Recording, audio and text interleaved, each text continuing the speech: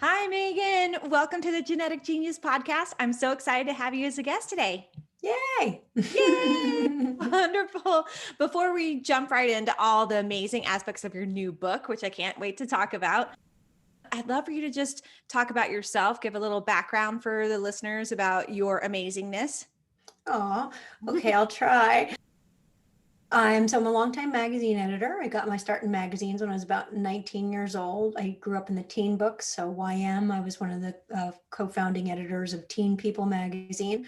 I also have an acting and hosting background, so I had a stint on MTV as sort of like an on-air personality, did some commercials and some acting work. And then I went on to launch a website for Delia's The Clothing Store before heading to Victoria's Secret on their creative team, and we helped launch the Pink line. Then I went back to magazines, did like a hot second at Lifetime magazine, which was the magazine version of Lifetime television, before heading over to Cosmo, where I spent 4 years as a senior editor, and then headed to Self magazine for 9 years as the deputy editor and fitness director, and then off to Good Housekeeping, where I was the executive editor for 6 years. And most recently, I headed over to Woman's Day, where I've been the editor in chief since March, right at the beginning of lockdown. I'm now the author of a new book from Penguin Random House called Your Fully Charged Life, which is a radically simple approach to having endless energy and filling every day with yay. I'm also the co-host of a podcast called Off the Gram, and a regular on shows like Today Show, Live with Kelly and Ryan. I put that acting degree to use. And I'm also the mother of three. I have three kids, ages 10, 8, and 7. Woohoo! Yeah, that's Yeah, a I know. great. Like when I say it, it sounds harder than it is. A huge accomplishment. You've got a lot of things under your belt, so to speak. So that's amazing. I love your new book. I had so much fun reading it, and it's really easy to read. I really like that aspect of it. And it's fun, of course, which we're going to talk about today. It's energizing. So what was the main, inspiration for you behind the book? Well, so I've been a service journalist for 20 years. And so as somebody who is researching, editing, and writing endless self-help articles and helping people live their best lives, I've used myself as a guinea pig along the way. I mean, I've absolutely tried everything I've written about on myself. So I really have a good sense of what works in real life. Mm-hmm. Not a scientist. I'm not a researcher. I geek out over the science and I love the research. That's the But fun I, stuff.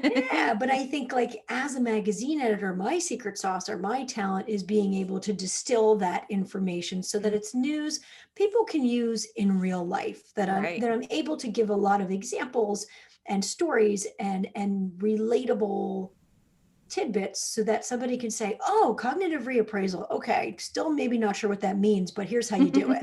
Right. Yeah. And That's I'm a person who transformed myself over the mhm. course of my career and over the course of my lifetime, from somebody who was very angsty and grumpy and had some tough times to Mm. somebody who's really optimistic and joyful, even on the worst days.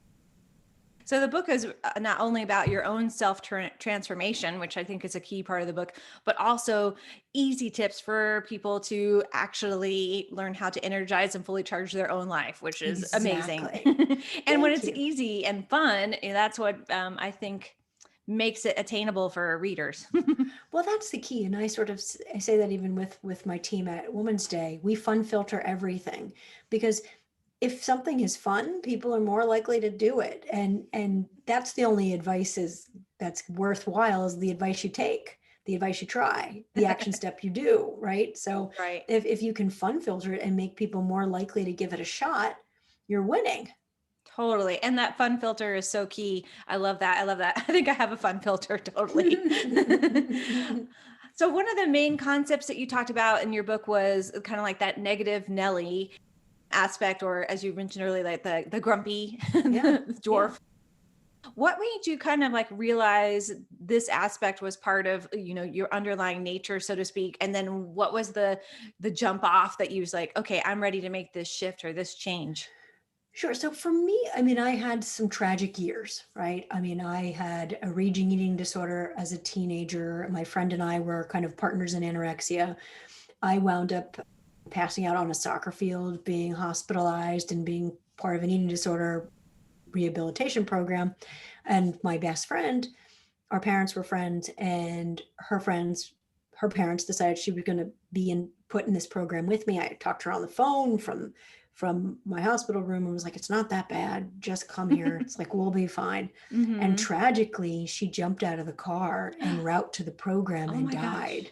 Oh, that's And awful. so, dealing with that as a 16-year-old who's also in the throes of a debilitating eating disorder, that I'm now dealing with the loss of my best friend and the guilt over her death. It was pretty brutal. And so I ultimately sort of made it through those years with therapy. And I moved out of my house, my family home, my senior year, to live with my aunt and uncle, to just sort of start fresh at a new high school. And during that time, I wrote a very powerful essay about what I was going through. So words have always sort of been a therapy and a healing for me. Always been a writer. And that essay won me a $10,000 college scholarship.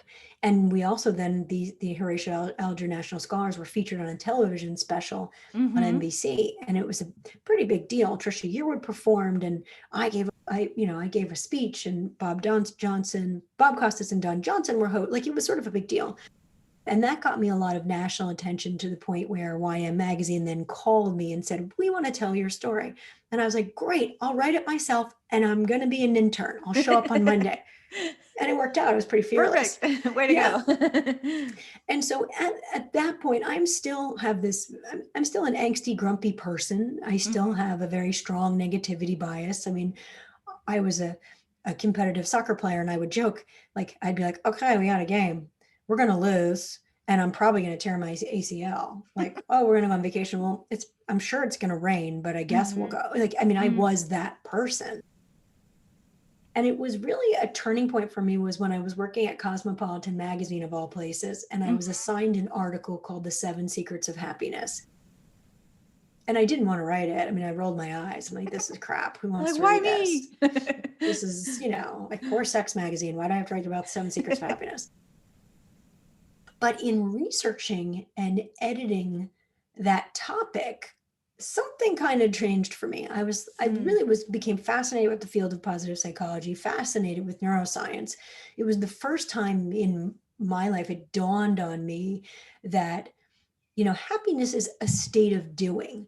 It's not this passive state of being. And I don't have to be the way I am right now. Like, I could feel better. I could do better. I could make choices to actively move the happiness needle. And that started to sound pretty good to me. And it wasn't like I woke up the next day and I'm like, ooh, life is good. I'm so happy. That glass is now half full. Woo!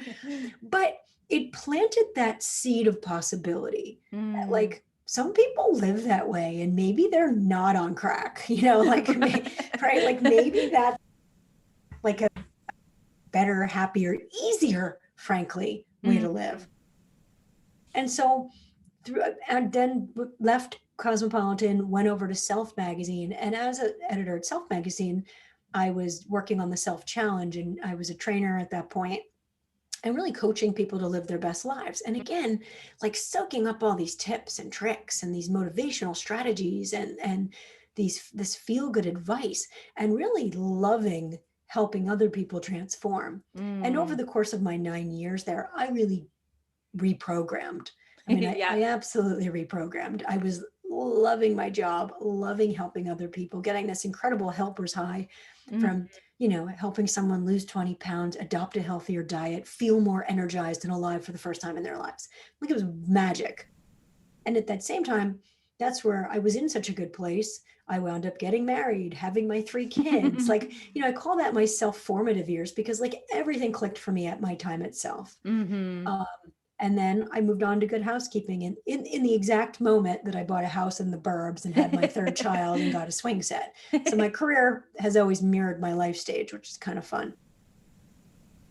And I was in a very good place until my father got diagnosed with pancreatic cancer, and died 5 months later. Wow. And that's where I was really tested. And I think, though, the gift of a terminal illness, because I do believe there are gifts in all adversity, and we have to choose to unwrap them, as hard as that is.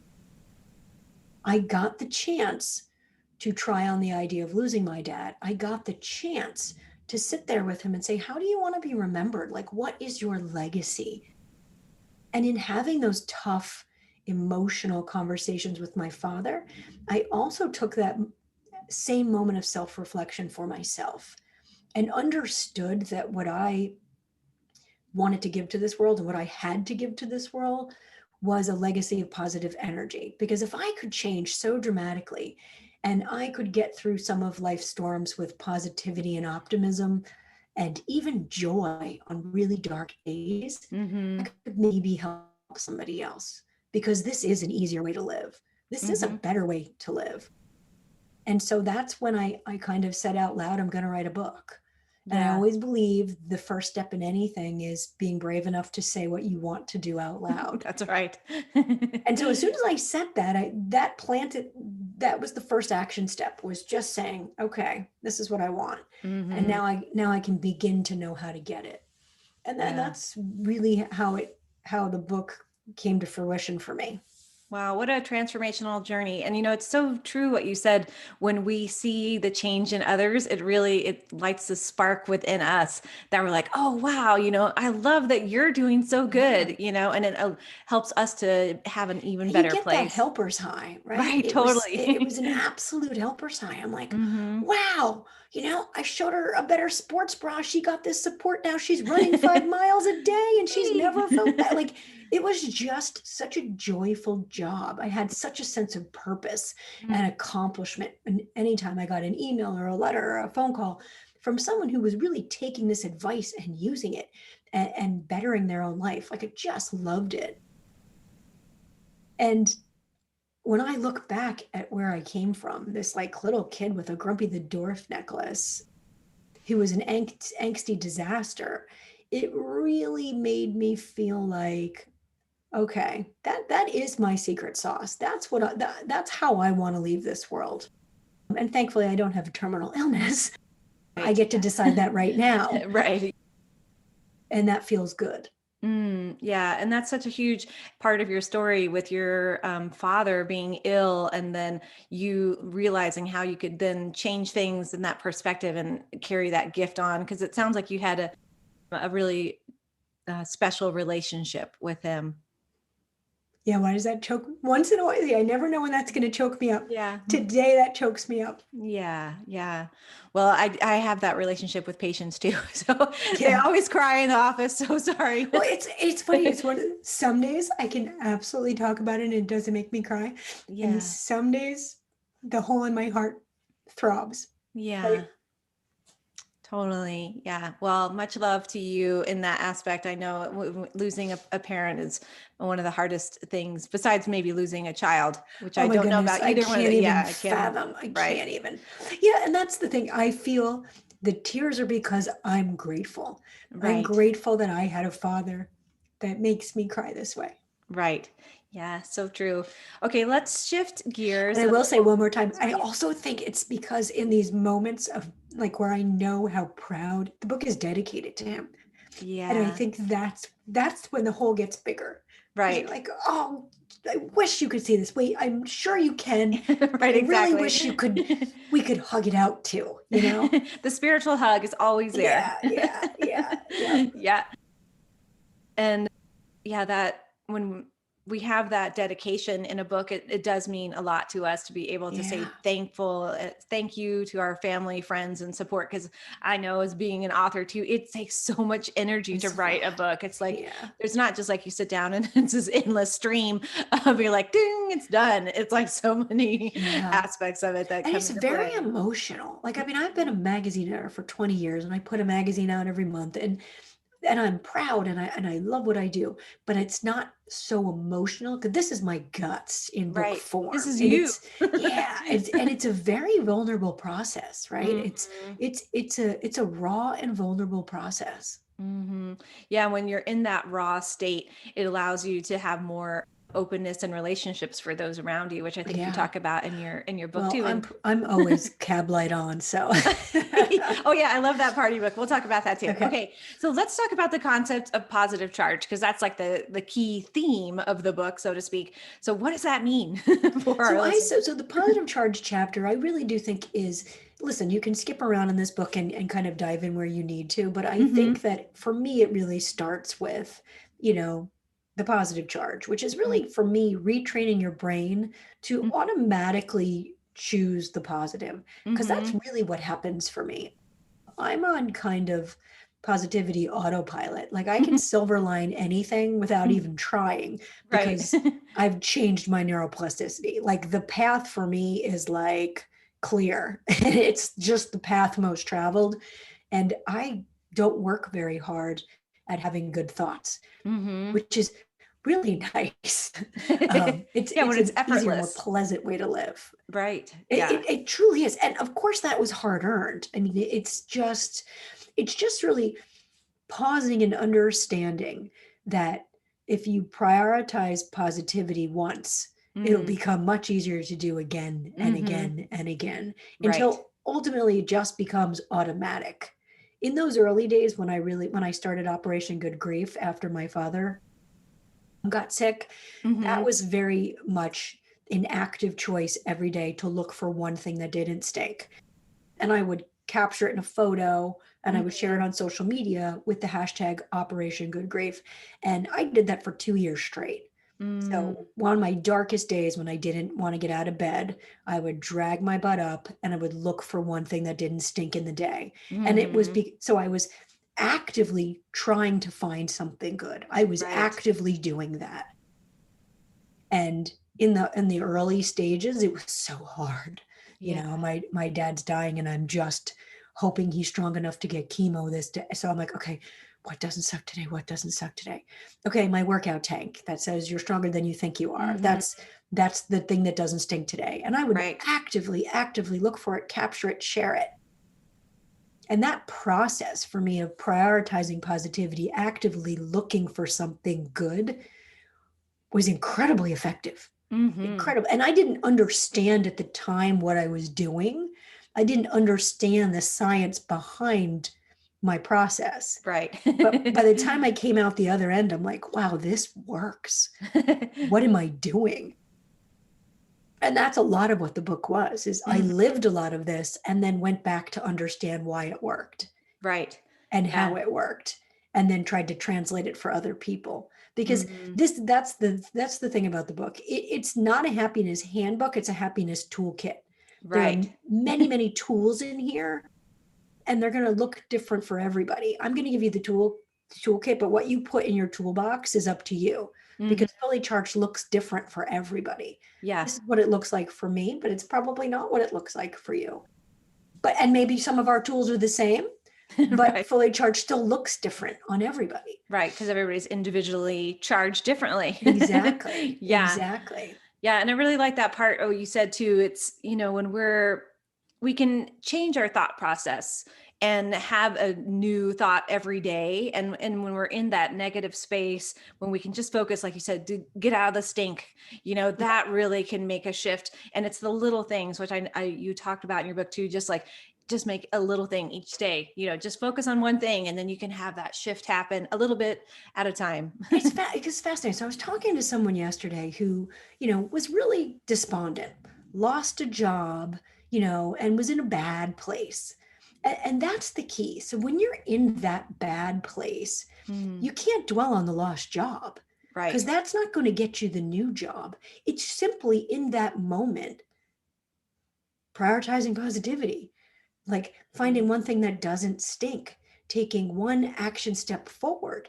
And this sounds crazy at first, but like maybe making your bed is mhm. that minor little thing, that sense of accomplishment that creates, that ultimately lands you the job down the line because you're Right. ready for it. Yeah, Um, exactly. and I think that's what people don't understand, these little micro steps, these little Mhm. teeny tiny actions may seem inconsequential and almost silly and frivolous in the moment, but that's what gets you to the big picture good. Right. Exactly. And it sounds like there's like little doses of positivity then shift that negative focus, which I then allow you to have exactly. that step forward. I also say it like softens the edges, right? Like Totally. it's every time and I always say prioritize positivity because it seems to stick for people like, Right. oh, I'm just making that a priority. Right. Like water. Yes, right? It's just a priority. Yeah. And it absolutely dulls the negative. It Hmm. doesn't make the bad go away. And that's I Right. always love to explain this because I am not Pollyanna. I am not wearing rose-colored glasses. I may be wearing pink glasses, but I'm not naive. And Right. I'm not stupid and I don't have blinders on. I can absolutely acknowledge the awful stuff in the world, but also on the flip side, see what's awesome and Right. focus more of my attention on what's awesome because otherwise I'm going to get sucked down by what's awful. Right. And I like what you said too, it's not like we're going through life not appreciating the negativity, but you do have to be aware. You have to have that awareness of around you or, and be able, if you are Totally. always in the positive, you don't have to be dwelling in the negativity, but at least you can acknowledge it. Sure. And I say this to people all the time. Yes, I look on the bright side, but I look on all the sides. I Hmm. mean, I'm seeing the big picture. I'm Hmm. always seeing on the big picture, but I'm going to default to the positive. I'm Right. going to recognize that, wow, this is hard. This stinks. This is pretty awful. And then I'm going to take one step forward Hmm. because Exactly. otherwise I'm stuck. Right. And when you look at all the sides, do you think it then provides you an aspect to choose a better way? Like, okay, well, there's A, B, C, and D. Well, out of all those, maybe they're all good, but what's the best one that then helps propel you forward? Yeah, I mean, and I don't even get stuck in sort of, it's like, I think when there's too many choices, then you can also Mm, feel stuck. right, that's true. So I'm really always just looking on at the one thing. What's Mm, the one thing I can do right here, right now to right. feel unstuck, to Yeah. inch forward? Yeah, a little bit And at a that could time. Hmm. Yeah, and it's always Hmm. something small. It might be a shower. It might be a Right. swipe of mascara. It might be fresh flowers. Like Hmm. it might be making my bed. It might be putting on some music and allowing myself to dance around the kitchen. Like what's Right. the one thing right now in this moment that can inch me forward? So true. I love it. That's so great. And another thing that you talked about in your book too was the yay bus. And I know Mhm. that, can you talk a little bit about that? Because I think that's such a key part of who you are. Yeah, well, so Operation Good Grief started as this mission to find one thing that doesn't stink in a day, right? Mm, And after keeping that up for 2 years, I realized I had moved through grief, and what I was looking for was no longer one thing that didn't stink. What I right. was finding was yay. Hmm. And I really reframed that into finding the yay in every day versus where it started out, Operation Good Grief. What's one thing that doesn't stink that's going to propel me forward? Right. The nay in Um, every day. exactly. So that's how the Yay list was born, which is now a Hmm. standalone Instagram account, which is just sort of a feel good news kind of happy community. And that's my mission. I think you can choose to get on the Yay bus, or you Hmm. can, you know, not choose to get on the Yay bus. But I have a mug, and I'm looking around. I have a Yay bus mug. Oh, Um, cute. but yeah, I mean, I think like that's the choice, Right. and you can still feel yucky on the Yay bus. That's the other kind of Hmm. interesting piece of it. Like, there's not, there are bad days and there are bad moods and there are tough times, but you can still go on the A bus because you're getting to the same Right. place no matter what. So you might Destination is as, still the same. yeah, so you might as well find the A. Right, exactly. And then when you have that, I don't know, circumstance where you're given something bad or something negative during the day, what are some tips about how you make that shift? How do you how do you get off of the negative tape loop or the negative ruminating Yeah. thought? Yeah. Well, I like to give examples because that always seems Hmm. to resonate the most with people. And so recently I had COVID, Hmm. and my husband, 3 kids, and 7-year-old mom all had COVID. So Hmm. what's the fully charged toolkit for dealing with something like that? That was not Right. fun. That's 3 weeks before my book launch, when I'm Oh supposed to be gosh. recording my audiobook and I have a magazine due to the printer. Like, it was not fun. Yeah, and a little Um, intense. and I'm asthmatic and Mhm. I've been in the hospital Mhm. for pneumonia. So, like, this was not, a happy occurrence. But so Right. what does that look like? So in that moment, how does a fully charged person handle a COVID diagnosis? Well, Mm. step one is recognizing what sucks. Mm-hmm. Like, that I'm scared.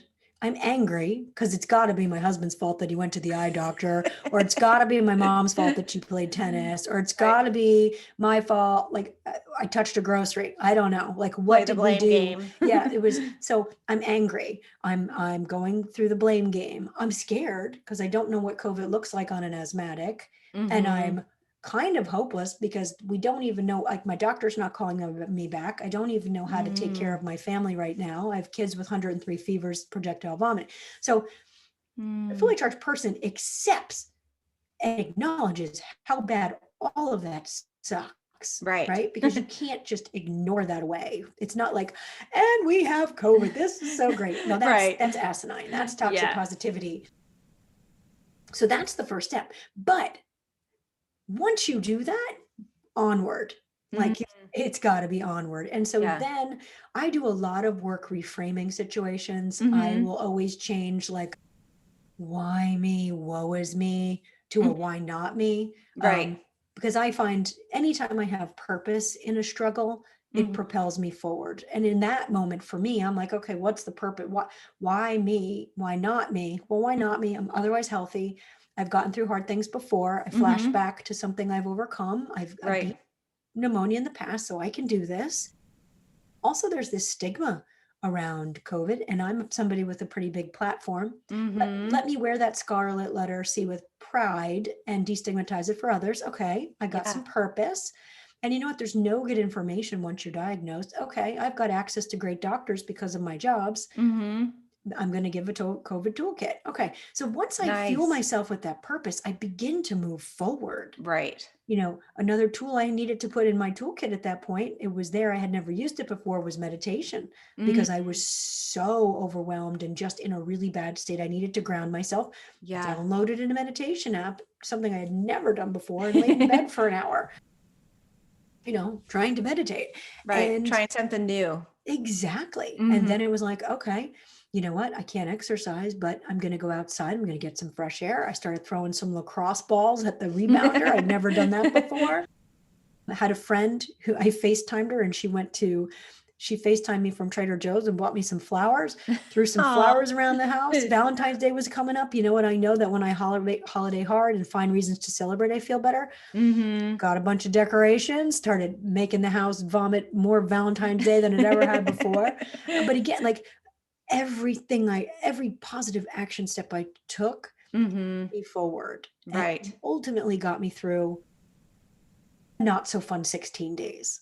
Yeah. Yeah. And that's a huge intense It was aspect awful. to go through, but it sounds like when you have that toolkit and you can just shift things even a little bit at a time, it can create the momentum for a greater shift. Exactly. That's the key, is that momentum. Because I Mm-hmm. think so many of us feel stuck. We feel Mm-hmm. stuck right now. You know, Right. In the school is a mud. disaster. There's virtual days, not virtual days, Zoom, no Zoom, you know, no social outlet for kids. I mean, like, it's Mm-hmm. tough for parents. Yeah.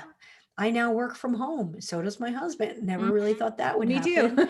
Yeah. Like, I mean, this has been a tough year. And if we've been lucky enough to have our health and lucky enough to still have jobs, great. Some of us have lost family members, our sense of safety, our sense of, I mean, this has been a crazy year. Totally I crazy. have, and so for me, worst time ever for an author to launch their first book, right? No book tour, no Right. people, no book signings, none of that. But for me, on the flip side, best time ever, because these tools have carried me through a pandemic, and I know they'll carry other people through happier Yeah. days ahead. And I didn't Totally. even write this book. This book was I finished it in April, but it was like almost put to bed before the pandemic. So then you're able to kind of revamp it with a different a shift of focus. The only thing I changed, so it's funny, the book is what it is. Like, this Mm-hmm. is the book pre-pandemic. This is how I sold it. This is how it was outlined. The only thing I did, it went back in April and I added a few little anecdotes. Like Mhm. the recharge chapter is all about resilience in the face of loss. Right. And I really felt strongly that we were all collectively experiencing loss on a different level. And I Right. felt like the Global pandemic loss. needed to be addressed. And Yeah. so I did add that retro, like I pulled the book back and was like, I needed to add this. And Hmm. then Black Lives Matter movement happened. And I felt like I wanted to Right. add that. I wanted to add microaggressions to the work charge because that was a new part of the conversation and something important to me. Hmm. So there was a few of those little things that I subsequently went back and I'm like, I need to say Right. this. Little tweaks. Little tweaks. But for Mhm. the most part, the book was completely baked and living fully charged has always been the same mandates. Yeah, totally. So let's talk about the physical health aspect of the book, that whole chapter, because of course, me being a doctor, of course, I'm going to talk about that. And I love that Yeah, part of and the that's book. super important for Yeah. me. I mean, I was the fitness director of Self Magazine for 9 years. Hmm. So Yeah. that is, the health charge. And especially, I'm a recovered anorexic. Like I Hmm. spent 3 years in and out of hospitals. It wasn't until I learned to treat food as fuel and movement as Hmm. medicine that I really was able to completely change and transform. And I really recognize the importance, the physical and mental magic of treating yourself with grace and Right. protecting your sleep. Hmm. Sleep training the way you train a toddler. I mean, I think Hmm. at the beginning of the pandemic, I started sleeping more Hmm. because, I no longer had to commute to the city. So I wasn't getting up at 4:45 in the morning to try to get it Right. all done. Yeah. And I felt worse. All of a Mm. sudden I'm getting like 8 or 9 hours of sleep. Well, you know what? I don't need 8 or 9 hours of sleep. I Yeah. feel You don't worse when function I on get that. that. It was too much. Hmm.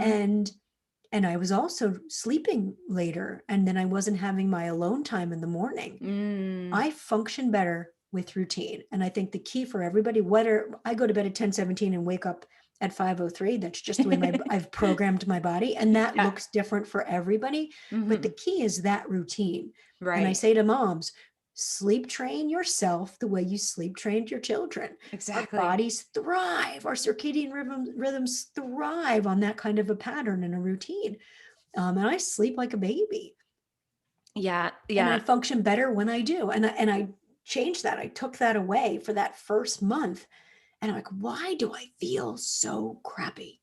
Mm. Ah, And let change me your sleep reclaim my routine. morning. Let me Right. reprogram my sleep routine. And it made a world of difference. That's so funny. That's exactly for me. I'm the same way. I like to get up when the house is completely quiet. Oh, it's I so do my nice. meditation, I exercise. My husband's still like out like a log. And by the time he gets up, it's like then I can, communicate and Yeah. relate and be in the world. But if I don't have my time, I'm like grumpy. Oh, it's terrible. Well, and then my Peloton is broken, which I don't understand. So I Uh-oh. didn't get to exercise today, but I have like my workout clothes on underneath my jean jacket. And I'm like, oh my goodness, I want to move. I need to move. Right. Yeah. Well, it'll happen. Totally. That's So why. That's why I didn't shower for you because it's going to happen. it's okay. I didn't notice. But workout is key. And you talk about that in your book. Let's talk about so how is the positive attitude connect to a better healthy environment, healthy perspective, and the physical and mental, spiritual health?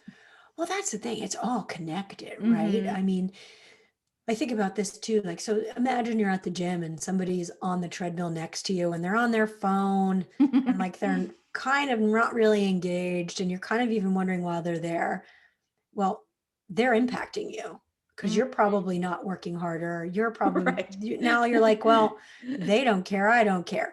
Our energy is contagious. It's who we surround ourselves with. Right. We're It's how we sponges. think about anything, right? How we think about one thing is how we think about all things. Mm. So if you are living fully charged and positively in other aspects of your life, it will absolutely have spillover. Sometimes I say to people, start with the health charge. Mm-hmm. You get your sleep on track and you take Totally. control of your wellness and your physical state, then the Mm-hmm. other stuff is easy, Yeah. because then you'll have more success in the work charge and you'll have more success in the love charge because you're starting from a place of positivity. It's really about building good habits in one area so that Mm-hmm. you can build good habits in all areas. Right. Like laying the foundation of good habits and positive Yeah. charge. Yeah. And whatever that works for you. I mean, Right. for me, that the health piece of the puzzle is key. And but for many people, just getting started on the health chart is daunting. And so Right. how do you make those habits stick? It's kind of like you sometimes just need that taste of how good it feels to live that way to keep it Right. up. Yeah. And with your training and background in that fitness and health industry, that probably was really an easy part of your book to just like lay Boy, out. no, it was so funny. So my editor, we had to cut down that section tremendously. You're like, okay, can't be half of No, the it was, so I book. turned in 90,000 words, the whole book, and we had to get it down to 70,000 words. And most of those words came out of the health chart because that is, there was a lot more nutrition information initially, and there was a lot more fitness information initially. Maybe my second book will be your fully charged, Health. yeah, I hate the word diet, so it's not that, but like you're Right. fully charged, it would be all diet and Body. exercise because I Right. do. That's yeah, like that's super, super key to me. I don't function without that. Yeah, and I think it's so key for everyone listening and the world, if we don't have that foundation of health, then everything, it's like your mind can't function to have even the positive thought process Yeah. even working. And sometimes like you don't, until you are faced with illness or you lose your health, you Hmm. don't fully appreciate how precious it is. Yeah, totally. Did you have that perspective when you were experiencing the COVID during that time recently, where you're like, because it sounds like your health has overall been more on that positive side of things. You've been a healthy Sure. person. So was it more like a kick in the pants? You're like, wow, this is a You know, huge shift of perspective. it's we are healthy people, but we've often had, my mom is a breast cancer survivor. My mother-in-law is a breast cancer survivor. I just had a breast cancer scare. Mm-hmm. I watched my father die with pancreatic cancer. I watched my father-in-law die from kidney cancer. Like we're a family who has experienced illness deeply. Yeah, that's a lot. So I never take my health for granted. Right. And I've been ill with, I mean, I was in the hospital for pneumonia 2 years ago. I had flu and pneumonia combo, Mm, and that was debilitating. yeah. It was easier though because no one around me was sick, so the people could take Right. care of me. This was Right. really hard because I had 3 sick kids, a sick husband. We Yeah. would have to take turns nap, like, because you're just exhausted with COVID. I'd be like, Mm. okay, I'm going to sleep for 3 hours. You get the kids, and then you can sleep for 3 hours, and then I'll get the Tap kids. off, tap It on, was like your like, turn. it was surreal. But I am a person who deeply appreciates how lucky we are to be healthy. And I try to make healthy choices every day and also really do treat my health and my body with grace. Yeah, that's so key. I love that. One of the things that you talk about too in your book that I liked is the vitamin T. Can you talk Oh, about that? I thought that yeah. was so cute. So vitamin T stands for vitamin touch. And I think Hmm. that moms who have kids hanging them on them all day that might not want so much vitamin T. And it's funny too now during the pandemic, I feel like I'm craving vitamin T more than Yeah, it's ever. like I a mean, vitamin T and D together. I'm a hugger, and I just feel lucky that I have 3 kids and a husband Hmm. and a dog that I can squeeze. And I think that's really important that we need people, and we don't just need people, we need touch. Yeah, I think that's why older people often thrive with a pet because right. you don't really understand what you're missing until you're missing it. And touch and hugs and high fives. I just did some fun research on high fives and the power of Hmm. high fives. And not that we can all high five right now, but Right, with even the elbow. yeah, it's like it's there's some magic in Mm. in the power of touch. Yeah, so magical. And when we have that touch, how does it then, supercharge us and the on our people around us in our bubble, so to speak? Well, it's funny. I think everything supercharges us. I think people associate energy with like Red Bulls and coffee and don't realize like a compliment from a stranger could be the equivalent of 10, Red Red Bulls. Bulls, Right. or like a squeeze hug from your kid could be Mm. the equivalent of 2 cups of coffee. Like I Hmm. think we underestimate what actually gives us a charge and revives us and energizes us and makes us Totally. feel more alive.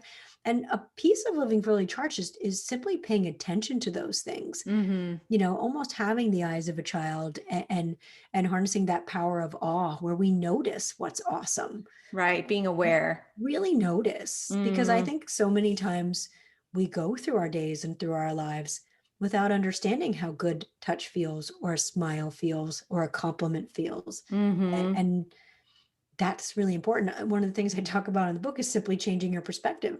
And, Mm-hmm. and I walked on the other side of the street from my normal routine. And what does that look like? I Right. notice things differently. I experience the world differently. I awaken myself to more possibility. And Mm-hmm. and often that's just what you need to do, Right. Shake is it up a little bit. open your eyes. Mm-hmm. Really open your eyes, especially if you feel stuck right now. Right. Yeah. And I like that perspective piece, because when we do shift, even if it's a little thing, like you said, just walking on the other side of the street, or taking a different route to school or your work, or maybe in your house, doing different Yeah. laps in your house, and I that can think, change things. yeah, because people don't even sometimes realize how stuck they are in a routine. Right. I mean, it's like I walk to the ATM machine the same way every time. And it's like, it's that moment of like, how did I get here? You ever have that moment, like you're driving or something, you're Right. like, You're I don't like, even wait know a how I got here, because I'm minute. just so, yeah, I'm just on autopilot and I don't even know how I got here. And Yeah. like, that's not like, there's a better way to live. Mm-hmm. There's a better Right. way to live. And that better way to live is noticing what's around you, interacting Mm-hmm. with other people, getting Mm-hmm. those charges, allowing those charges to spark you. Right. Yeah. And when we have that spark, it and lights the fire within us Hmm. and those And there's around a us. that's the thing. There's a fire within all of us, Right. It's just even if getting it lost sometimes. feels like it needs some logs right now. Another thing that you talked about is like movement is the magic bullet, which I love that concept. And we talked a little bit about that. But what are some of your, like, I don't know, like what's your one like super tip that you could give that for our listeners to increase movement? Because I know it can be challenging right now, being in your house, or, starting to be in your neighborhood. What's you said you had a Peloton, which is fun for exercising Yeah. inside. What would you think would be your like main tip for like getting someone just like started on the path of making that shift from stuckness into movement? I think oftentimes you need sort of a team, Mm, and whether that team is virtual, mm-hmm. or most of us can't have that in real life right now, but Right. how can you be accountable to somebody else? How can you be part of a team in some way? Mm-hmm. Like even Mm-hmm. on the Peloton, giving those virtual high fives Right. makes me feel like part of something. We started doing Zoom workouts just so I could see other people and engage with other people. Like you can call a friend and say, okay, we're going to do this free Zoom yoga class at 8 p.m. together, or Right. we're going to do this Peloton ride with, Kendall Tool at X time. High five me when you get there. So accountability. Some accountability, Mm-hmm. and for me, making it social has always been Right. very, very effective, because, Yeah. we need other people, whether we think we do or not. Even We totally introverts do. need other people. So is there a way to do that? Like social Mm, distancing walk, right. um, using your pet and walking your pet as an excuse to move, Mm-hmm. those kind of things. Yeah, yeah, that's great. And I really like that, that support team is so key when it comes to movement, like call up a buddy, and if you can't meet them physically, do Zoom like you said. That's a great And I idea. also think like, hey, listen, post on Instagram or Facebook, like, all right, I'm gonna run 3 miles tomorrow. Like I'm Right. doing it. Or Yeah. I signed up for this virtual 5K. I'm doing it. Mhm. Make yourself accountable. Right. If you're not going to be accountable to somebody else directly, publicize your intentions, and make yourself accountable that way. Yeah, because people are going to know whether you Yeah. did it or not. You know, Yeah. What do you think about the virtual running aspect? Do you think that, I'm a 5K runner myself, and I'm missing that environment? sure.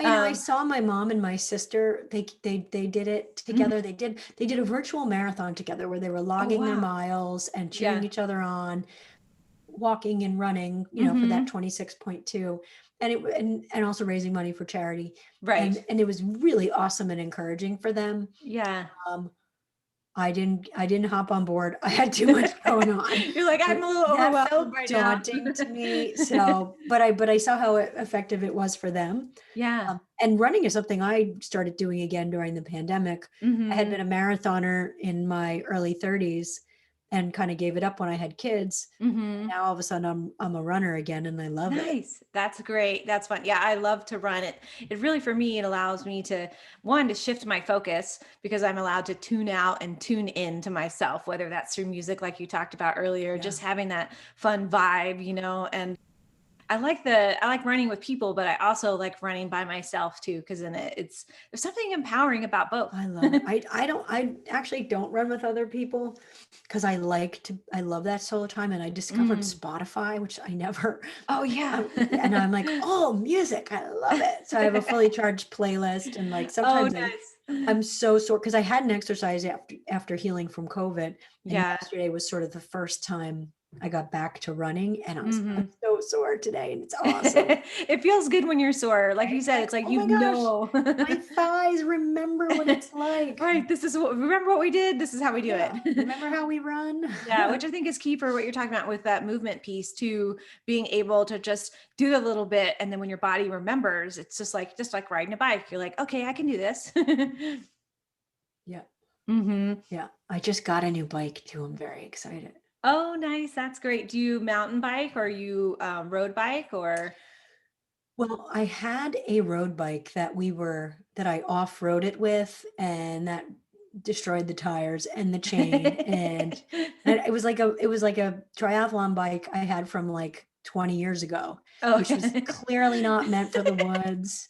And so I tried to order a bike months and months ago, and I finally came yesterday. So I'm like, oh yeah, they've been back ordered because oh, it's been people are, hard to get a bike. yeah. Yeah. So I Hmm. finally got my hands on a bike, and I can't wait. Oh, that's great. I'm excited for you. Okay, one last thing as we wrap things up, like we could talk about your book forever, but I want listeners to also be able to go and buy your book because there's so much more in it and so much good, juicy tips. But what are some like top 3 tips out of the book that would help people and our listeners to really make a change and difference?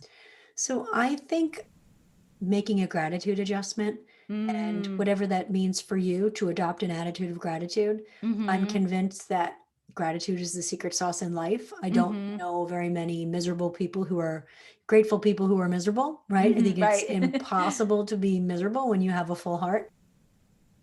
And so for me, I talk deeply about gratitude in the book because keeping a gratitude diary or journal just didn't work for me. It felt like homework. Mm, But practicing gratitude and pausing to appreciate the good in life, mm-hmm, finding the yay, is really, really important for happiness. I mm-hmm, think a tip that I often give, and it's not a new tip, but it often sticks for people, is simply changing your have tos to get tos. I mm-hmm, think people often make that teeny, teeny little shift and have a very big impact.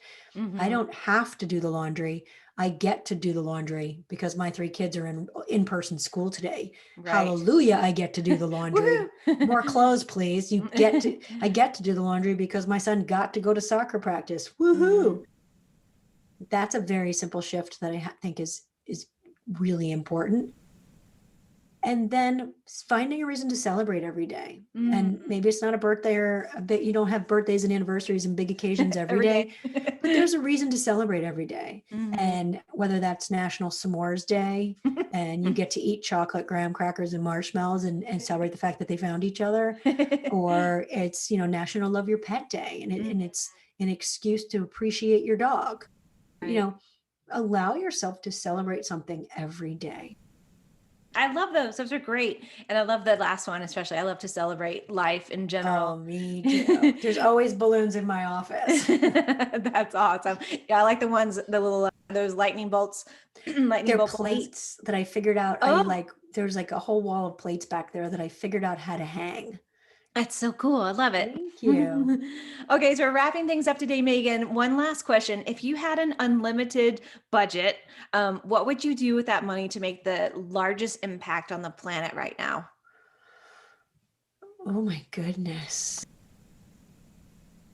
I think kindness would have the biggest Mm, impact if we all were kinder and gentler to ourselves and each other. So I don't know how you buy kindness. I don't think you can. It's That's why, free. unfortunately, I think money is never the solution. Right. Kindness always is. Like, can you Yeah. just imagine if we were all 1 degree kinder? Right. How Yeah, turn wonderful up would that be, the kind right? meter. Can I spend that bucks on the like turning up the kindness meter? How do I Yeah. dial that up? Yeah. Oh, I love it. Well, that's free. That's great. And like you Yeah. said, like money, it's just energy. It's just an energy exchange, and kindness is great. Ding, you get that one. That one's awesome. Well, thank you, Meaghan. It's just been such a joy. So how can people find your book and buy it? So Your Fully Charged Life is available wherever books are sold. I'm a big proponent of shop local, support local, Mm-hmm. love where you live. Community is everything to me. So if you Mm-hmm. have a local bookstore, pop in, see if they have it. If not, ask them to carry it. That's really good for local business. If you do buy it on Amazon or one of the big dogs, rate it and review it, because that makes an author do a happy dance. It's like a report card for authors, and it Right. really helps us out a lot. And you can always find me on social media. I'm pretty active on Instagram at Meaghan B Murphy, Meaghan B Murphy.